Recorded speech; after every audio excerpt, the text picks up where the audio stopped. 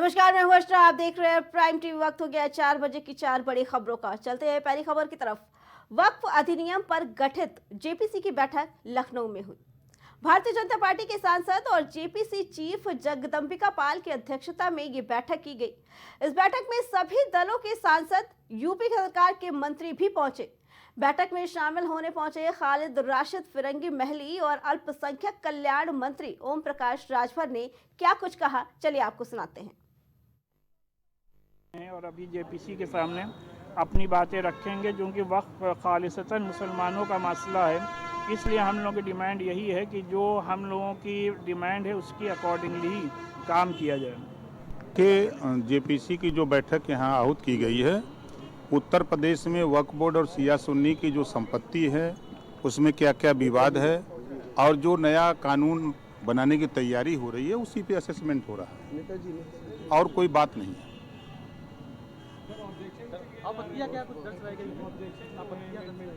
देखिए, उसी पे डिस्कस हो रहा है ना कि क्या क्या चीज़ें असुविधा किसको हो रही है, उस असुविधा पे क्या सुविधा हो सकती है, तो उसी पे सभी लोग बैठ करके चर्चा कर रहे हैं।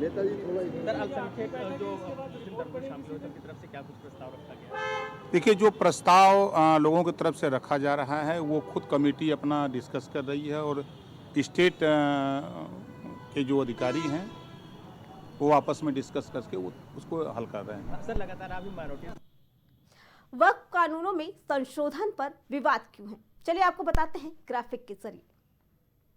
मौजूदा कानून वक्फ से जुड़ी जमीन वक्फ ट्रिब्यूनल में ही अपील की। वक्फ ट्रिब्यूनल का फैसला आखिरी होता है।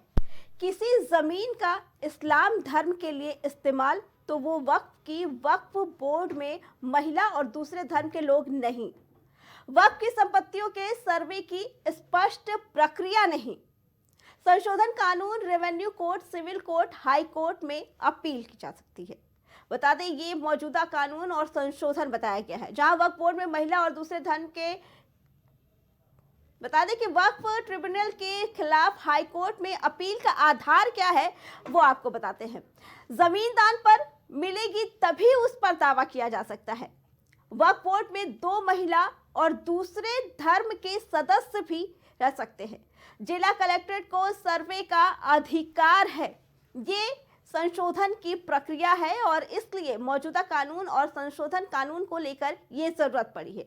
बता दें कि इस पे विवाद इसलिए उठा है क्योंकि साफ तौर पर कहना है कि इसमें संशोधन की जरूरत है, जिसको लेकर आज लखनऊ में बैठक हुई।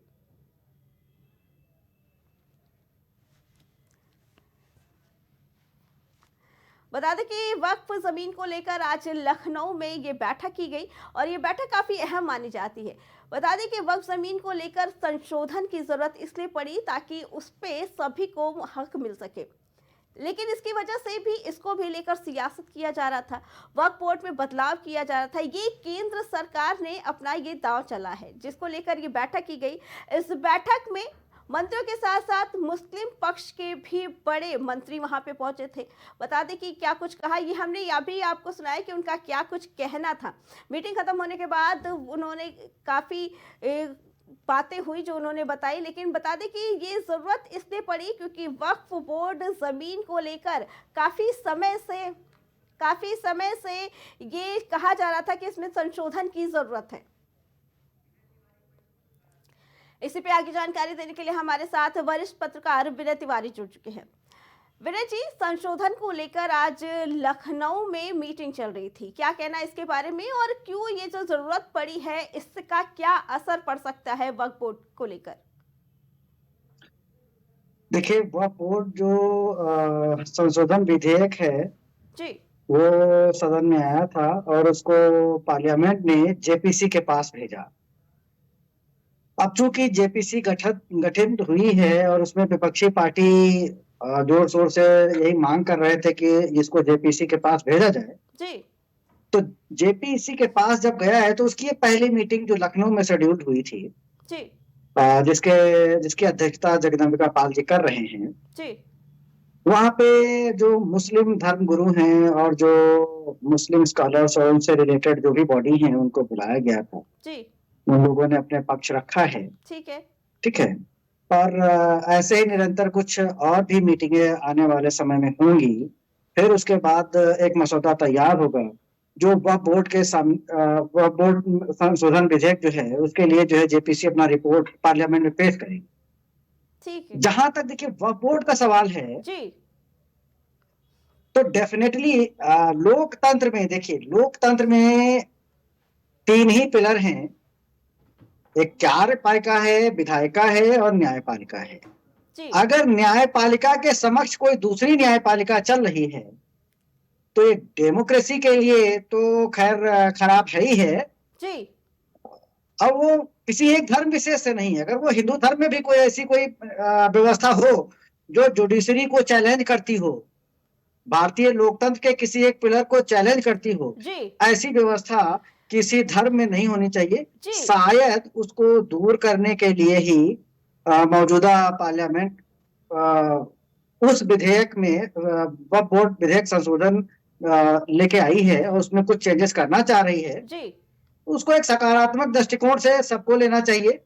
हमारे हिसाब से सरकार है, उसमें बहुत सारी पार्टियां हैं, जेपीसी में चुकी गई है, जेपीसी में विपक्षी दल भी होंगे, अपनी राय देंगे जी। और कुछ ऐसा मसौदा सामने निकल के आएगा जो आम सहमति बनेगी, जिसमें सबका ध्यान रखा जाएगा। जी विनय जी, लेकिन सवाल ये उठता है कि आखिर इस बैठक की जरूरत क्यों पड़ी, और अगर वक्फ बोर्ड के हित में या जो मानना है मुस्लिम धर्मगुरुओं का, अगर उनके पक्ष में फैसला जाता है तो इससे क्या असर पड़ेगा? नहीं, देखिए पहली चीज तो एक ये है कि जरूरत क्यों पड़ी। जी। जब मामला जेपीसी में जाता है या कोई भी एक साधारण कानून जी।